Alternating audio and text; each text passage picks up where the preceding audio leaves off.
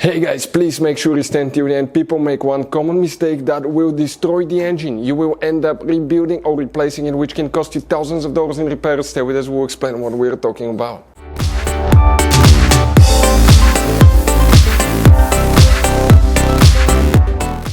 Hey guys, welcome back to Auto Repair guys. Today will be super quick, very helpful video to any of you having a BMW X3 X4 generation F25 F26. If you want to see where the hidden relay for the radiator fan is located, cooling fan, stay with us, we'll explain about it. 9 out of 10 people, I would say 95% of the people do not know it exists. But before we continue, let's explain guys, a little bit about us. So before we start, let us guys tell you a little bit about us. Every single car we get here at the garage, we try to make at least 200 to 300 free repair videos. We show you guys how to fix multiple things. We fix engines, we fix guys transmissions, we fix bodywork. We show you how to fix engine codes, fuses, relays. We take them completely apart. We make at least 200 videos on every car. Why we do that? Because our mission here at the garage is to save you guys as much money as we can by providing that information. All we need in return, please subscribe to the channel, like the video, that way we can keep making these free videos. Check out our YouTube channels. We guys have more than 17,000 free repair videos that can save you thousands of dollars in future repairs. And if you need to buy parts, tools, to fix your cars, we're going to share the information in the description of the video below. Let's start on it now. Guys, before we start, let me tell you, it's super important to test always fuses, relays. It may not be clear if they're bad, burned, and that can guys make you spend money on parts diagnostics you may not need. Stay with us, we'll explain why it's always a good idea to test fuses, relays.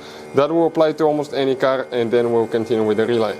Guys, let's explain why it's super important to test fuses and relays. That way you do not spend money on diagnostics, parts, repairs you may actually not even need.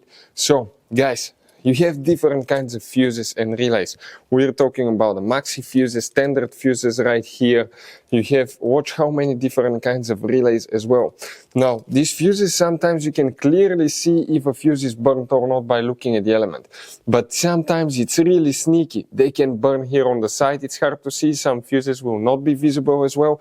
And we had people that will spend thousands of dollars in repairs, replacing modules, even engine computers, when all they had to do, they assumed they had a good fuse. They pulled it out, they saw it, and they assumed it was good. But guys, you can easily test these fuses, and on some of these, most of them, they have even the terminals on top that allows you to check them with a voltmeter and find out if it's good or bad. You see, that's a good fuse. If it's blown, okay, like this one here, it's blown, nothing. Check this thing out, no connection. One next to it, okay. Right here, let me get good contact point. That's a good fuse, guys. You can see, you can test them. Now, relays are harder to test, but with the voltmeter, fuses are super easy to test. All we have to do is set it on that setting and practically your ohm resistance setting, and you can find, guys, okay, if it works or not. For instance, that one was the good fuse. You can see it's going to go down to 0 ohms resistance, or you can go ahead, remove it and test it the same way, guys. It should have 0 ohm resistance. Now, relays, guys, are a little bit more complicated, but it's doable.